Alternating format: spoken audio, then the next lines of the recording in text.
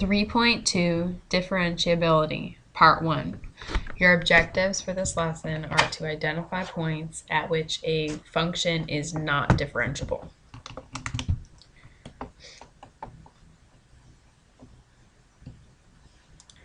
Okay, a function will not have a derivative at a point P at a, f of a, where the slopes of the secant lines, this is your slope definition, f of x minus f of a over x minus a, fail to approach a limit as x approaches a. So basically where you're not going to have a tangent line, then you're not going to have a derivative. Remember, when it's approaching the limit as x approaches a, you have a tangent line instead of a secant line. It's your instantaneous rate of change. Okay. A function whose graph is otherwise smooth will fail to have a derivative at a point where the graph has a corner. So these are a few examples of non-differentiable functions here, or points that they're not differentiable at. So we have a corner. If you have a sharp corner like this right here at x equals 0, then you cannot differentiate this function at x equals 0 because of that sharp corner. So the one-sided derivatives of the absolute value of x will differ at this point, therefore you cannot differentiate it. So look out for corners. Next up, also look out for cusps. And you can see that this really, it looks like a corner. It is an extreme case of a corner, really, right here. So it's another sharp edge. The only difference, I guess, would be that here specifically the slopes of these two lines are at the point right there, x equals 0, are approaching infinity and negative infinity. Other than that, it is a corner. A vertical tangent.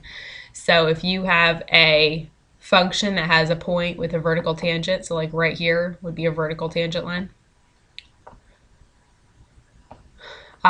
then you cannot differentiate that function at that point. So you cannot differentiate here at x equals 0 because of the vertical tangent line.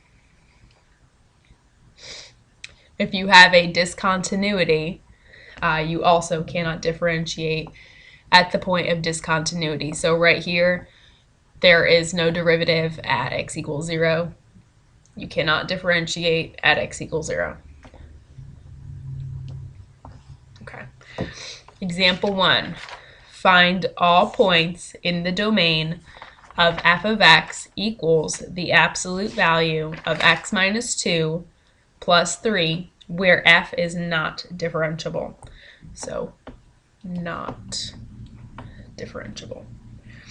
And what I'm going to do here, I'm going to solve this by graphing, not on the calculator, because you do not need a calculator for this problem. This is from one of your parent functions, so it's related to f of x is the absolute value, what am I writing in h? Absolute value of x. This function is centered at 0, 0. This function, I see that I have this minus 2 hanging out with the x. This is a horizontal shift. And remember, horizontal shifts are always the opposite direction of that sign there. So my new vertex, we'll call it, is going to be at 2, 3, because it's shifted right 2 and up 3. Okay, so this is up and this is right. Okay, so let's plot that point first.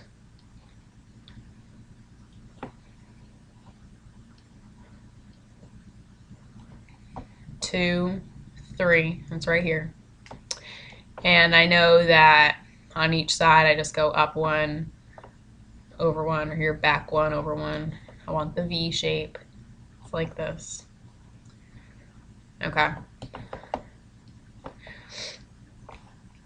So I see on my graph and you should see it too, this sharp corner, which means that I cannot differentiate f of x at that point. So this is not differentiable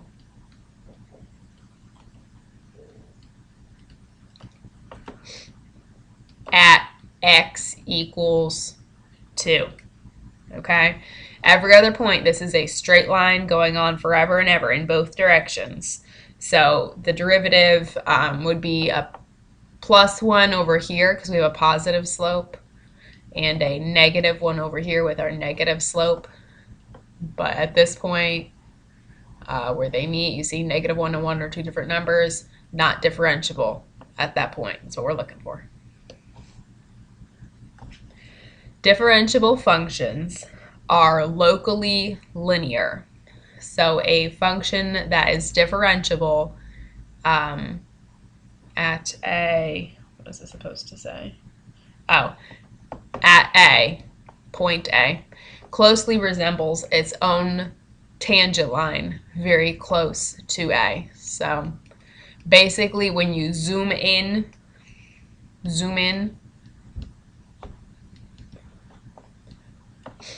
a curve looks like a straight line.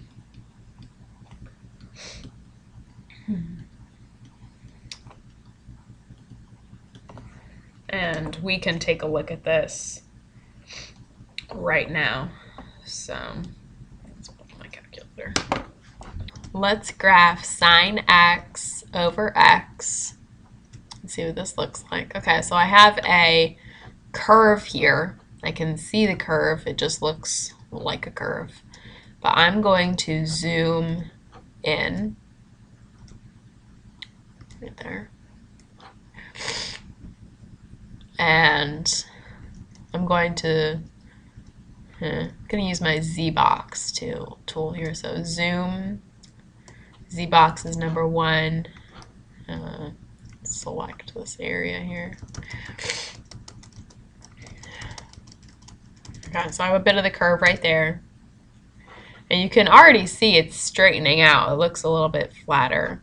I'm going to zoom in again though. My Z-box. There we go. Good. And you see the closer in we get, the more that this looks just like a straight diagonal line, as opposed to before when we've looked at this, you've seen it is a squiggly graph. It is not a straight line, but when you zoom in, it looks like a straight line. And that is the end of part 1.